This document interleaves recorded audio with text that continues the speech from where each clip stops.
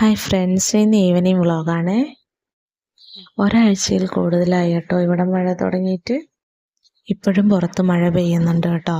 തണുത്ത ക്ലൈമറ്റ് ആയതുകൊണ്ട് തന്നെ ചൂടുള്ള എന്തെങ്കിലും കഴിക്കാൻ തോന്നി. എല്ലാ ദിവസവും സ്നാക്സ് ഒക്കെയാണ് ഉണ്ടാക്കുന്നത്.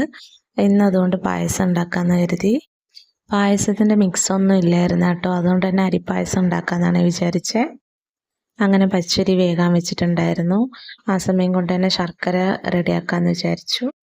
അരയ്ക്ക് കയ്യിൽ ഒരു കഷ്ണം ശർക്കര കൊടുത്തു കേട്ടോ. എന്നിട്ട് ബാക്കി ആവശ്യത്തിനുള്ളത് ഞാൻ പൊടിച്ചു വെച്ചിട്ടുണ്ടായിരുന്നു.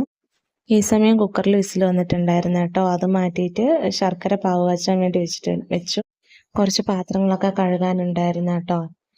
അതൊക്കെ കഴുകാൻ നോക്കുമ്പോൾ സോപ്പ് കഴിഞ്ഞിട്ടുണ്ടായിരുന്നേ. പാത്രം കഴുകേണ്ട സോപ്പ് ഒരെണ്ണം എടുത്തിട്ട് രണ്ടായിട്ട് മുറിച്ചിട്ടാണ് കേട്ടോ ഉപയോഗിക്കുന്നത്. മുഴുവനോടെ വെക്കുമ്പോഴത്തേക്കും വേഗം വെള്ളം നനഞ്ഞിട്ട് അലിഞ്ഞു പോവാറുണ്ട്. ശർക്കര നന്നായിട്ട് തിളച്ച് മെൽട്ടായി. വാതിലിലൊക്കെ എത്തിപ്പിടിച്ചിട്ട് സ്വയമേ തന്നെ ലോക്കൊക്കെ അഴിക്കാൻ തുടങ്ങി കേട്ടോ എയർ. ശർക്കര റെഡി ആയപ്പോഴത്തേക്കും എയറെല്ലാം പോകുന്നതിന് മുന്നേ തന്നെ കുക്കർ തുറന്നു കേട്ടോ. അരി എപ്പോഴത്തേക്കും പാകത്തിന് വെന്തിട്ടുണ്ടായിരുന്നേ. അങ്ങനെ അരിയിലോട്ട് പാവ് വെച്ച് ശർക്കരയൊക്കെ അരിച്ചു വെച്ചിട്ടുണ്ടായിരുന്നു. വയണയിലെ ചെറുച്ചൻ്റെ വീട്ടിലുള്ളതാണ്. മമ്മി വന്നപ്പോൾ കൊണ്ടുവന്നിട്ടുണ്ടായിരുന്നതാ കേട്ടോ. ഇല പറിച്ച് ഉണക്കിയിട്ട് ബോട്ടിലാക്കി വെച്ചിരിക്കുവാണ്. അങ്ങനെ വേവിച്ച് വെച്ച അരിയിലോട്ട് ശർക്കര പാനി ഒഴിച്ച് തേങ്ങാപ്പാലാക്കി വെച്ചിട്ടുണ്ടായിരുന്നു കേട്ടോ, അത് ഒഴിച്ചു. നേരത്തെ മേടിച്ചതിൽ കുറച്ച് മുന്തിരിങ്ങ ബാക്കി ഉണ്ടായിരുന്നേ, അതിങ്ങനെ നെയ്യിൽ വരട്ടിയിട്ടു. രാവിലെ വേവിച്ചതിൽ കുറച്ച് ചെറുപയർ ബാക്കി ഉണ്ടായിരുന്നു കേട്ടോ. അയരയ്ക്ക് കൊടുക്കാൻ വേണ്ടി അതിൽ പഞ്ചസാര ഇട്ടതായിരുന്നു, അവൾ കഴിച്ചിട്ടുണ്ടായിരുന്നില്ലേ. അങ്ങനെ അതും കൂടെ മിക്സ് ചെയ്ത് പായസം റെഡി ആയിട്ടുണ്ടായിരുന്നു. നല്ല സ്മെല്ലുണ്ടായിരുന്നു കേട്ടോ. ഇത് വയണയിലേക്ക് ഇട്ട പായസം കുറച്ചെടുത്ത് തണുക്കാൻ വെച്ചിട്ട് വീടെല്ലാം അടിച്ചു വാരിയിട്ടുണ്ടായിരുന്നേ. കുറച്ച് പായസം എടുത്തിട്ട് അയറെ കുടിപ്പിക്കാൻ നല്ലോണം നോക്കി കേട്ടോ. അവള് പക്ഷെ തീരെ കുടിച്ചിട്ടുണ്ടായില്ല. ചില സമയത്തൊന്നും നമ്മൾ ഭക്ഷണം കഴിക്കുമ്പോൾ വിളിച്ചാൽ തീരെ വരില്ല കേട്ടോ. നമ്മൾ കഴിച്ചെല്ലാം കഴിയുമ്പോൾ അവൾ വരുന്നുണ്ടാവേ. അങ്ങനെ പായസമൊക്കെ കുടിച്ചു കഴിഞ്ഞിട്ട് കുറച്ച് സമയം പുറത്ത് പോയിരുന്നു കേട്ടോ. ഈ സമയം അയറെ എൻ്റെ അടുത്ത് വന്നിരുന്നിട്ട് ഭയങ്കര കളിയായിരുന്നു കേട്ടോ. നമ്മളെവിടെ പോയി ഇരുന്നാലും അവിടെ ഇങ്ങനെ ചുറ്റിപ്പറ്റി വന്ന് നിൽപ്പുണ്ടാവേ. സമയം സന്ധ്യ ആയിട്ടുണ്ടായിരുന്നു കേട്ടോ.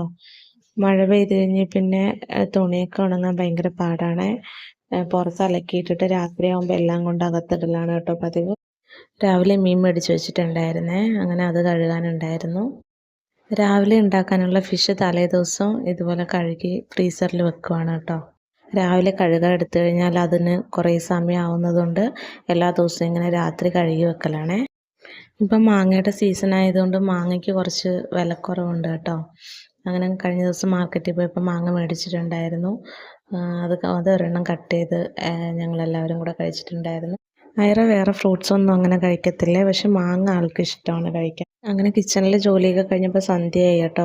പുറത്ത് നല്ല ഇരുട്ടിയിട്ടുണ്ടായിരുന്നേ. പിന്നെ ലൈറ്റൊക്കെ ഇട്ടിട്ട് അലക്കാൻ പോയിട്ടുണ്ടായിരുന്നത്. അങ്ങനെ കുളിയൊക്കെ കഴിഞ്ഞിട്ട് വന്നു രാത്രിയിൽ കഴിക്കാനുള്ള ഫുഡ് ആക്കുവാണേ. ഉച്ചത്തേക്ക് കഞ്ഞിയാണ് കേട്ടോ ഉണ്ടാക്കിയിരുന്നത്. അതുകൊണ്ട് രാത്രി ഓട്സിൻ്റെ ദോശ ഉണ്ടാക്കാമെന്ന് കരുതി.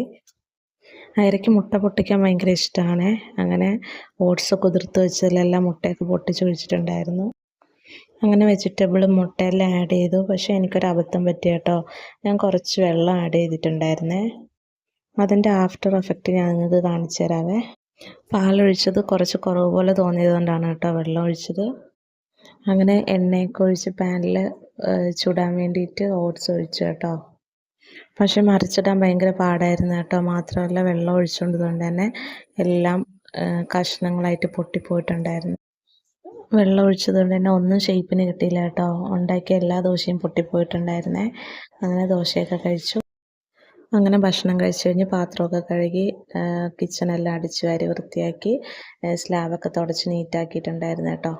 ഇതൊക്കെയാണ് ഇന്നത്തെ വിശേഷങ്ങൾ. അടുത്ത വീഡിയോയിൽ കാണുന്നവരേക്കും ബൈ ബൈ.